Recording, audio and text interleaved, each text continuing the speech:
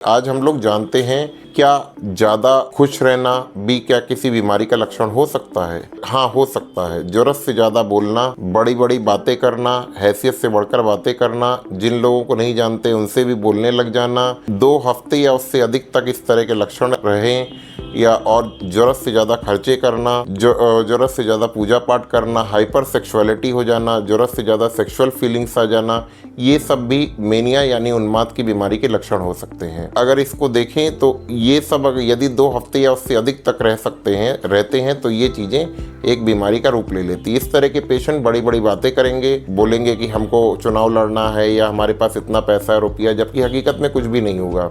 इस तरह के पेशेंट ज़्यादा बोलेंगे और इस खास बात ये होती है कि इस तरह के पेशेंट को नहीं लगता कि उससे कोई रोग है या बीमारी है।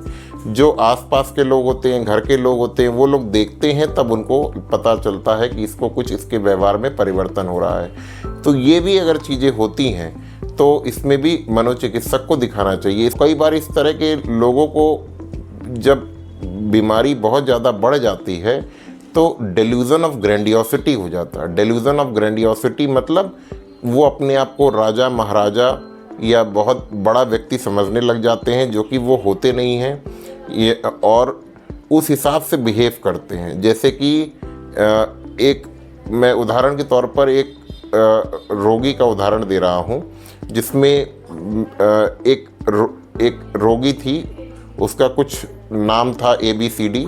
उसके पहले वो अपने नाम के आगे केट विंसलेट नाम जोड़ के बताती थी कि मतलब मैं उस राजघराने की, केट विंसलेट जो कि इंग्लैंड की राजघराने से संपर्क रखती हैं, उस घराने की हूँ। तो इस तरह की अजीबोगरीब और बड़ी बड़ी बातें ये लोग करते हैं। इस तरह के किसी में भी लक्षण अगर पाए जाते हैं तो वो आप लोग मनोचिकित्सक से संपर्क करें।